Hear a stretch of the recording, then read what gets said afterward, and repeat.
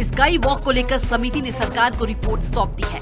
2018 में कांग्रेस की सरकार आने के बाद स्काई वॉक पर राजनीति तेज हुई थी और 2019 में मुख्यमंत्री के आदेश के बाद स्काई वॉक का निर्माण कार्य रोक दिया गया था। 2017 से शुरू हुए निर्माण कार्य में अब तक 37 करोड़ रुपए खर्च हो चुके हैं। दरअसल सीएम के काम रोकने के आदेश के बाद 2 समितियों का गठन किया गया था, जिसमें एक सामान्य सुझाव समिति और दूसरी तकनीकी समिति थी। समितियों के कई दौर की बैठक के बाद और लोगों से मिले सुझाव के बाद समिति ने अपनी रिपोर्ट सरकार को सौंपी है। इस रिपोर्ट में जांच पूरी जानकारी दी गई है। समिति ने माना है कि स्काई वॉक को न तोड़कर उसका निर्माण पूरा करना चाहिए। सामान्य सुझाव समिति के अध्यक्ष सत्यनारायण शर्मा ने कहा कि स्काई वॉक को बनाते समय लापरवाही बरती गई है। सर्वेक्षण ठीक से हुआ नहीं है, गैर कानूनी काम हुआ था, इसकी जरूरत ही नहीं थी। इसकी जांच EOW कर रहा है। ऐसी स्थिति में हमारी समिति ने एक रिपोर्ट पेश की है।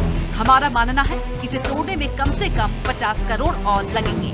लोक धन का नुकसान होगा, इसलिए इसका दोबारा निर्माण किया जाए। इस स्काई वॉक का सदुपयोग होना चाहिए, ये हमने सरकार से कहा है। अब सरकार जो भी निर्णय ले, हम अपना रिपोर्ट पेश कर चुके हैं।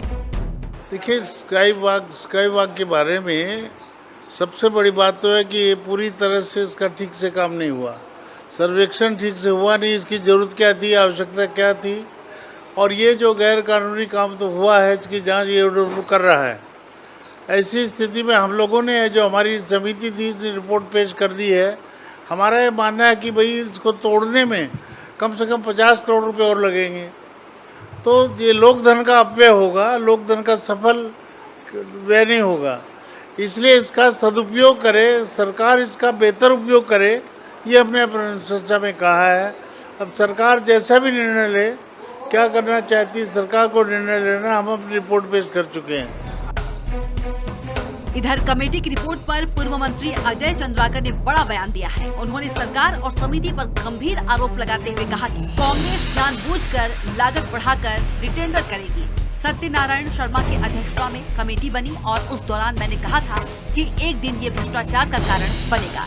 तर्क चाहे जो भी दे, 5 साल बाद ये स्टेटमेंट आज क्यों आ रहा है? लागत बढ़ाने के लिए सब कुछ किए हैं ताकि उनको मौका मिल सके। पंचम विधानसभा का पहला सत्र हुआ और मुख्यमंत्री ने कहा था कि स्काई वॉक को लेकर एक बैठक रखी है, मैं सबका मत लूंगा, लेकिन मत में कुछ नहीं हुआ। इस पंचम विधानसभा का पहला सत्र हुआ और कांग्रेस की सरकार बनी। कुछ ही दिन में जब पहला सत्र हो रहा था तो मुख्यमंत्री जी ने कहा कि एक बैठक रखी है, मैं सबका मत लूंगा।